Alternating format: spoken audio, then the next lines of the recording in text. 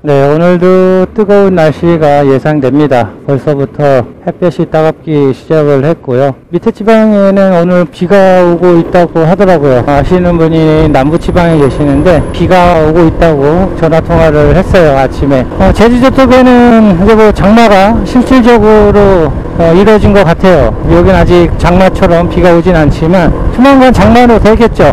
근데 오늘 날씨는 화창하고요. 햇볕도 좀 따갑네요. 어제보다 기온은 낮습니다. 그런데도 아침 날씨가 따갑네요. 어제는 그래도 시원한 바람이 조금 불어주기도 했었는데 지금은 아예 그런 바람 자체가 없어요. 여름이니까 당연히 덥죠. 더워서 일을 못하겠네가 아니라 오늘이 어제 죽은 사람이 그렇게도 바라던 내일이잖아요. 그런 날을 오늘 저를 비롯해서 모든 분들이 오늘을 맞이해서 일을 하시는 건데, 배달이나 하면서 진행이 아니라 배달을 하면서 열심히 살고 있는 하루를 만들려고 이제 또 다시 시작을 합니다. 항상 이 일의 첫 우선순위는 저희 안전입니다. 제가 다치지 않고 아무 사고 없이 배달을 할 수 있는 상황이 돼야 되고요. 그 다음에 이제 콜이 많으면 더 좋겠죠. 그 콜들을 다 처리하고, 그리고 콜비까지 더 좋은 그런 하루였으면 좋겠는데, 날씨로 봐서는 콜비를 올려서 줘야 될 만한 그런 날씨가 아니에요. 폭염도 아니고 비가 오는 것도 아니고 눈이 오는 것도 아니고, 그래서 콜 양은 다른 이슈가 있지 않는 이상은 평소와 다름없이 그 정도, 더도 말고 뭐 그 정도 될 것 같고요. 콜비는 모르겠어요. 무슨 코스피 코스닥인지 모르겠지만 쿠팡 콜비는 항상 일정하진 않습니다. 더 떨어져 있을 때가 있고 무슨 이유인지 모르게 또 오르게 줄 때가 있고, 그런데 또 오늘은 조금 좋았으면 좋겠다는 바람으로 일을 시작을 합니다. 아침 시간에는 콜 몇 시간 탔고요. 점심 피크 시간을 들어왔고요. 다른 분들도 이제 오토바이 소리가 많이 들리기 시작을 했어요. 피크 시간에는 쿠팡 플러스 뿐만 아니라 다른 일을 하시는 분들도 자전거면 자전거 걸어 다니시는 거는 요즘에 또 더우니까 살짝 안 보이시는데 많이들 나오세요. 그러다 보니까 단가가 좀 더 떨어질 수도 있는데 그런 분들 다 나오지 마시라는 게 아니라 나오셔서 일을 하시고 있는 일 다 나눠서 골고루 벌어서 다 같이 경제활동 할 수 있는 그런 사회가 돼야죠. 일을 하시고 오늘도 콜 많이 있고 했으면 좋겠습니다. 그 돈 벌어서 누군가에게 주면 그 돈이 또 뭘 사 먹게 되는 상황이 되고 하니까 깔고 있어요. 그럼 이렇게 돌아서 갈게요. 오늘 이렇게 길 닦는 데가 많네요. 이렇게 돌아가면 좀 멀긴 한데 그래도 돌아서 가야죠. 쭉 가면 끝나는데 돌아서 가도록 하겠습니다. 이쪽에 일반선이라서 길을 쭉 닦는 곳은 이렇게 바퀴에 달라붙어요. 아스팔트 그 알갱이들이. 그래서 이 앞 브레이크 패드에 드드득 걸리는데 깔지 말라고 할 수도 없고, 이분들도 다 이 일을 하기 위해서 일을 따고 하셨을 텐데 저 때문에 왜 까냐고 할 수 없는 거니까. 이렇게 배달하다 보면 상황이 바뀌어요. 100m만 가면 되는데 막 돌아서 200, 300m 돌아서 가야 되는 상황도 벌어지고, 이런 일 한두 번 일 아니니까. 어떤 분께서 질문을 하나 주셨습니다. 제가 사회심리학을 배웠거나 사회인문학을 전공하지는 못했어요. 그 인문학을 전공하거나 했으면 다른 일을 더 잘 했을 수도 있을 텐데, 하여튼 학교를 다녀야 되는 그 시기에는 그런 과를 갈 수 없었죠. 부모님의 이끌려서 가야 되는 대학을 가야 되는 상황이었으니까. 어쨌든 제가 그걸 전문적으로 전공을 하지 않았기 때문에 제 말이 다 답변이 맞을 수도 있고 다를 수도 있고 틀릴 수도 있어요. 제가 해보니까 난 그쪽에 관심이 있어서 그런 책들을 좀 봤고 이야기들을 하는 거 보면 듣게 되고 해서 그냥 저도 일하면서 주섬주섬 이야기하는 거기 때문에 이것이 전문성을 띠고 있거나 하지는 않아요. 그런데 질문을 해주셨으니까 제 생각을 말씀드리자면 그거였어요. 자의성과 자존감은 좀 다른 건가요? 라고 해주셨는데요. 제가 생각하기에는 조금 다른 것 같아요. 그러니까 인문학이나 책들을 보면 그 말이 그 말 같고 살아가는데 필요한 것 같고 이렇게 바꾸면 뭐 이거고 이렇게 바꾸면 저거고 다 같은 말인 거고 하는 사람들마다 이걸 쓰고 저걸 쓰고 하는 그런 느낌도 들긴 합니다. 저도 그랬으니까. 자존감 같은 경우에는 타인과 나와의 관계에서의 자존감인 것이 성립이 되는 것 같아요. 뭐냐, 타인이 나에게 직접적으로 어떤 이야기를 하는 것이죠. 그러니까 예를 들어 야, 넌 이것도 오픈해 바보야? 이렇게 얘기를 누가 했다고 했을 때 나는 진짜 이 문제를 풀 수 있는 사람이라고 알고 있는 거, 자기는 이걸 알고는 있는데 그냥 이 문제를 풀지 않는 거죠. 수학을 만약에 수학을 풀지 않는 거예요. 그래서 누가 물어봐도 대답을 하지 않는 것 뿐이죠. 근데 그 사람이 나한테 이 바보야 그것도 모르냐 라고 했을 때 아무렇지도 않아요. 왜? 나는 내가 이걸 할 수 있다라는 존재감을 알고 있기 때문에 나에 대해서 잘 알고 있는 거죠. 그걸 할 수 있다라는 거. 그래서 그 타인이 뭐라고 한들 그렇게 나중에 내가 풀면 되는 것이지 바보가 아니니까 라는 생각이 들어서 아무렇지도 않거나 대꾸를 하지도 않아요. 그런데 만약에 내가 진짜 이 문제를 몰라요. 풀 수가 없어. 풀 수 있다 없다를 그냥 가만히 있는 거예요. 근데 그 사람이 아유 이거 못 푸네 이 바보야 라고 했을 때 그 사람이 버럭 하는 거죠. 자기가 그걸 풀지 못함에도 불구하고 그 바보라는 소리에 난 바보 아니야 하고 나를 반해서 말을 해버리는 거예요. 근데 사람들이 그게 자존감과 자존심하고 좀 헷갈려 하는 부분인데, 이 자존감이 있는 사람들은 모르면 모르겠다고 얘기를 할 수 있고, 그것도 알려고 하는 그런 성향들로 가게 돼요. 근데 이 자존감이 부족한 사람들은 그 얘기도 아니고, 모르는데 또 아는 척 하고 있는 것 같기도 하고 하면서 그냥 가만히 있는데 누군가 그냥 그걸 찔르는 거죠. 바보로. 그러면 거기에 버럭해서 나오는 그런 상황이 벌어질 때 자존감 얘기가 성립되지 않나 싶은 생각이 들고, 자의성은 말 그대로 나와 나의 문제인 거예요. 제가 생각하기에는 타인이 뭐라고 저한테 하질 않아요. 근데 자의성은 내가 내 스스로를 바라보는 거예요.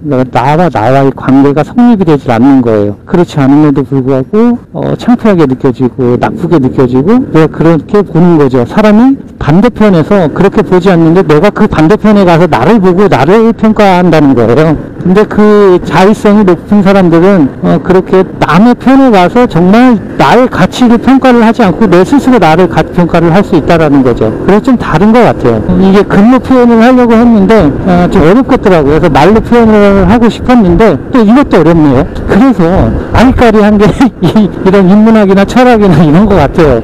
어쨌든 제가 생각하기에는 그런 부분인 것 같고요. 그래서 우리 아이들, 자녀를 키우시는 분들은 다 마찬가지 그런 생각들을 하시죠. 우리 아이들은 자존감 높고 자율성 높고 뭐 이런 다 살면서 좋을 것 같은 것들은 키워주고 싶고 꺼내주고 싶고 하잖아요. 근데 제가 아이들을 키워보고 하면서 또 한 가지 느끼는 거는 뭘 어떻게 해도 그 아이들이 자존감이 높고 자율성이 좋아지고 할 수 있는 방법이 다른 방법들도 있지만 제일 중요한 거는 베이스는 부모와, 그러니까 그 우리 아이들의 부모, 나와 지금 우리 집에 있는 아이 엄마와의 관계예요. 그 관계가 되게 안 좋다. 그러면 걔는 자율성이든 자존감이든 그게 높아질 수가 없어요. 부부 사이가 좋아서 행복한 모습을 보여줄 때 아이들이 저 사랑받고 서로 사랑하는 관계에서 내가 사랑 속에서 태어났구나라는 걸 먼저 인식하고 살아갈 수 있는 상태를 만들어줘야 그 다음이 다 이루어지는 것 같아요. 그러니까 제일 중요한 게 아이들 어렸을 때 부모와의 관계가 사랑하는 모습을 많이 보여주는 게 제일 큰 힘인 것 같아요. 그래야 더 다음 단계로 가고 해서 옳은 마음의 상태라든가 심리질이 높아지는 아이들로 성장하는 것 같아요. 네.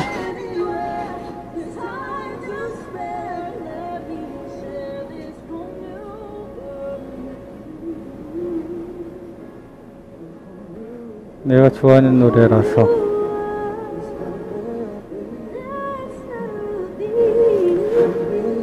이 노래 들어가게 되면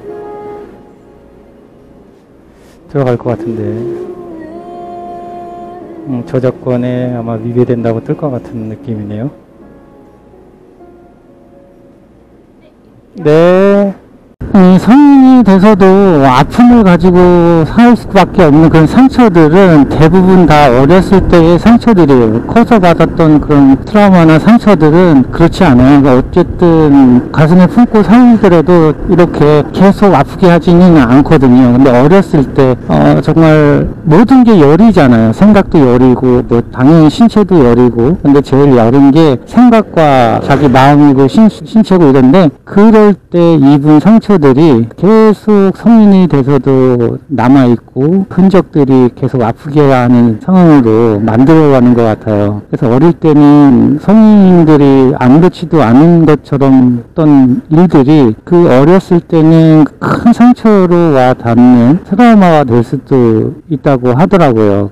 제일 중요한 것은 부모님들이 서로 사랑하고 아끼고 그 사이에서 내가 태어났구나라는 것을 아이들이 느낄 때 그게 제일 큰 힘이 된다고 하더라고요. 살아가는 데 있어서. 내가 어려서 입었던 상처들은 계속 내가 그렇게 해줬어야 되는데, 성인 됐을 때 아는 거죠. 제가 그렇게 해줬어야 되는데 그때 못 해줬기 때문에 그럴 수밖에 없었겠다라는 그런 죄책감도 들게 되고 계속 슬픈 사연으로 남게 되고 하는 그런 일들이 된다고 하네요. 네, 또 어떤 분께서는 제 오토바이를 어떻게 관리하냐고 여쭤보셨는데요.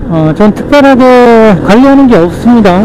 단골 하나 만들어서 센터에다 맡기죠. 1500km에 한 번씩 엔진오일 갈고요. 그리고 4만 km 되면 미션오일 갈고, 그러면 그 센터에서 사장님께서 내가 이 오토바이가 특별하게 고장이 있는 것 같아서 가지 않는 이상은 한 번씩 또 봐주세요. 그러시면은 뭐 이렇게 잠고장이 날만 할 것 같으면 그때 알아서 갈아 주시니까 그렇게 하는 것밖에 없어요. 제 엔진오일 같은 경우에도 만약에 쟤는 원래 1000km에 갈기 시작을 했었어요. 이 쿠팡이 점점점 장거리를 주고 하다 보니까 이 1000km씩 매번 가려고 했더니 너무 많이 들어가는 거예요. 소비가 지출이 너무 많이 생겨서 1500km로 늘렸어요. 무슨 일이 있어도 1500km 이전에는 무조건 갈죠. 만약에 오늘 1400 몇 킬로다 그러면 오늘 갈아요. 1500km를 웬만하면 안 넘기고 그렇게 엔진오일은 정확히 갈아주고요.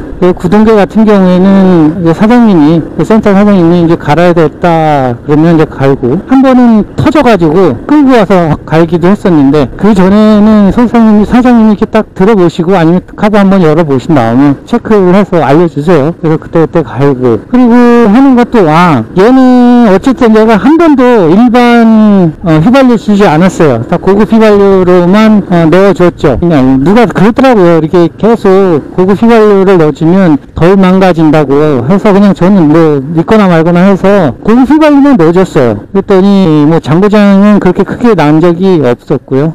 이제 서울시를 다 돌아다닐 때는 이제 제가 한남동 이쪽 가 있고 용산구 쪽에서 일이 끝날 때 보면 정말 달리기가 좋아요. 무지개터널 그쪽으로 달리면 차도 없고 엄청 달리기 쏘기 좋거든요. 그래서 막 이걸로 땡기면 110, 120도 막 나가고 그랬어요. 근데 이 스쿠터는 그렇게 달리기 위해서 만들어진 오토바이가 아니에요. 70km? 60에서 70km 정도가 제일 적당한 것 같고요. 그래서 저는 또 시내에서는 60km, 70km 넘기기도 그렇게 많지 않아요. 흔하지도 않고. 한번 스로틀 땡길 때 풀셀 땡기는 그런 것만 아니면 뭐 그렇게 크게 스쿠터가 망가질 일이 없다고 하시더라고요. 사장님도. 엔진 뭐 보링할 일도 없고, 그래서 잘 타면 20만 킬로도 그냥 탄다고 말씀을 하시더라고요. 그래서 브레이크 이런 종류들 소모품이죠. 다 소모품들 잘 갈아주고, 특히 엔진 오일을 잘 갈아주라고 말씀하시더라고요. 근데 그건 자동차도 마찬가지잖아요. 자동차도 엔진 오일만 좀 제때 잘 갈아주고 하면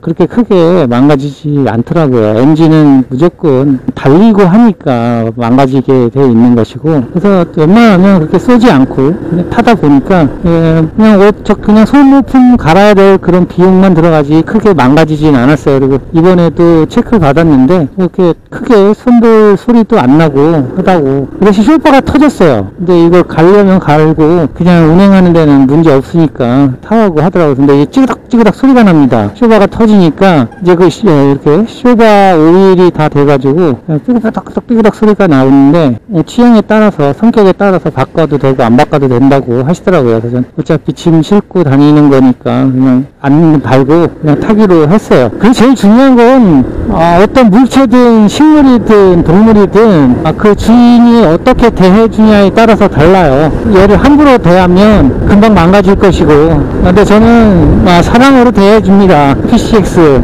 얘가 한 1년에 벌어지는 돈이 꽤 많잖아요. 그러다 보니까 또 날 태우고 많이 달리고 하니까 사랑으로 대해줍니다. 그러면 무생명체인데도 불구하고 좀 다른 것 같아요. 네, 달리는 데는 지장 없게 관리를 잘 해왔는데요. 이 겉에 이 카울이라고 하죠. 오토바이 카울은 다 깨지고 많이 다쳤어요. 이 오토바이 겉에는 겨울에 여름 비 올 때 몇 번 자빠지고 하다 보니까 많이 깨졌죠. 이걸 갈아줄 수는 없고, 그래서 그냥 테이프로 다 붙여놓고 다니는데 뭐 그렇게 달리는데 이상은 없어요. 이게 모습이 조금 제가 아픈 애구나 라는 생각이 들 정도로 꼭 붕대가 많은 것처럼 그런 모습이어서 그렇지, 달리고 싸우는 데는 전혀 문제 없고 저를 태우고 배달하는데 전혀 이상이 없었던 이 PCX예요. 정말 고마운 PCX죠.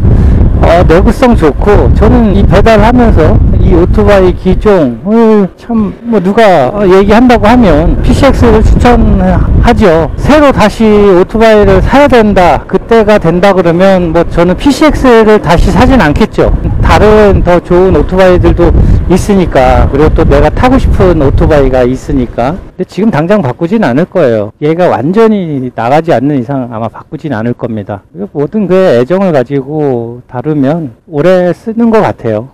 저번에 이제 노원 쪽 나갔는데 거기서 할리로 배달하시는 분을 봤어요.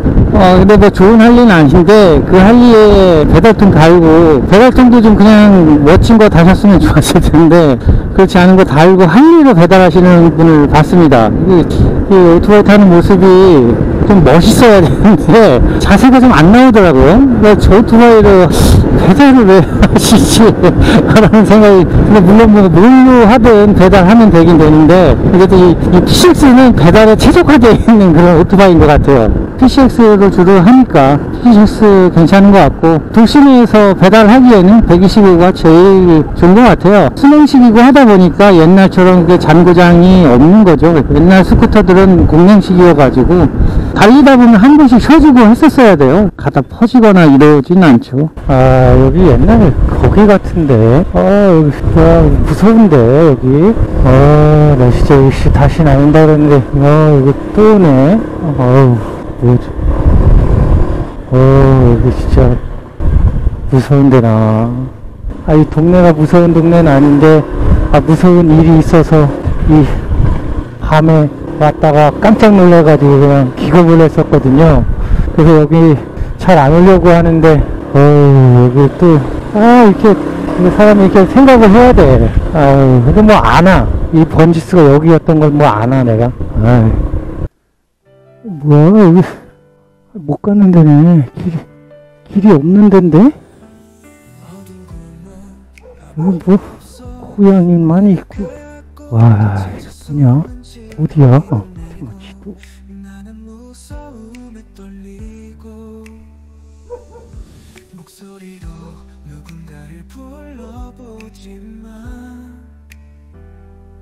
여기도 아닌데?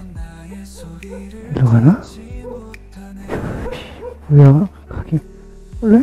지금 주문 받을 때가 아니다. 이게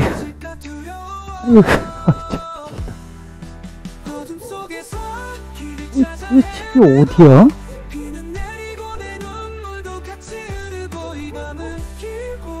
가는 것도 문제다. 오토바이로 가는 것도 문제네. 뱀 나오는 거 아니야? 뭐야 어디야? 참나. 아닌데?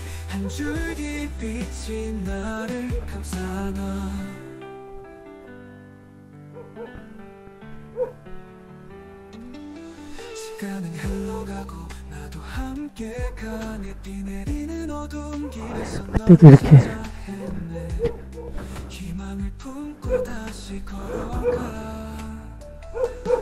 여긴가? 배가 여기밖에 없는데?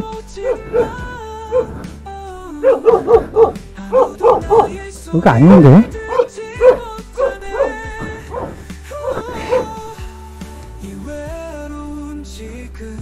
아이고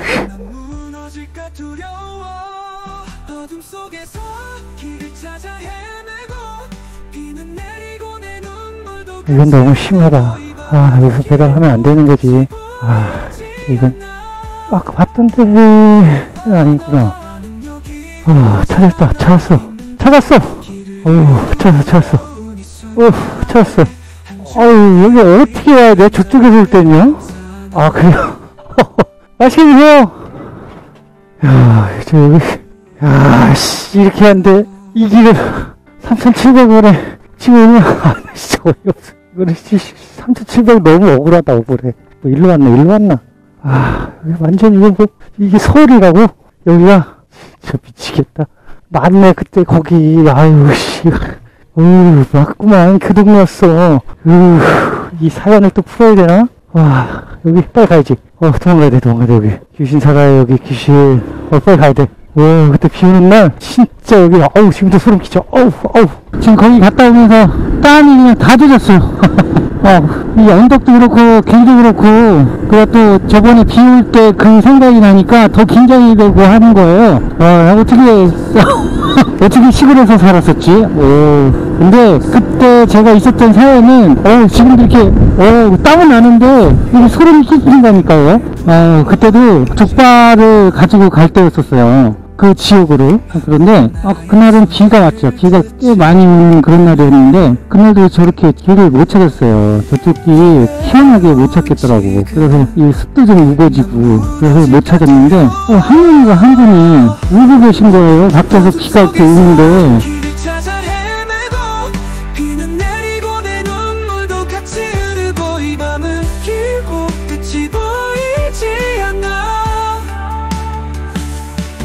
나는 여기 혼자 남아있는데 길을 잃고 두려운 이 순간에 한 줄기 빛이 나를 감싸나.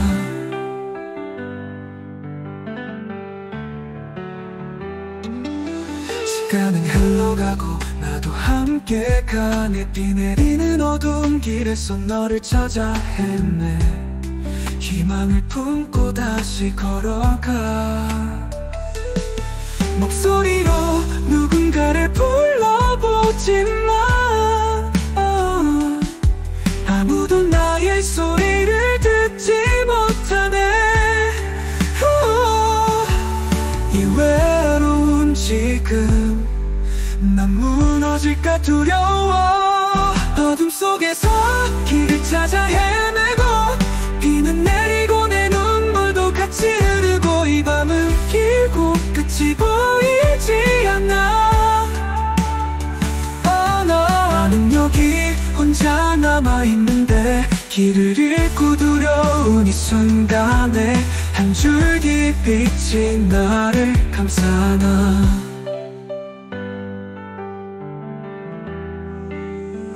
감시 하르고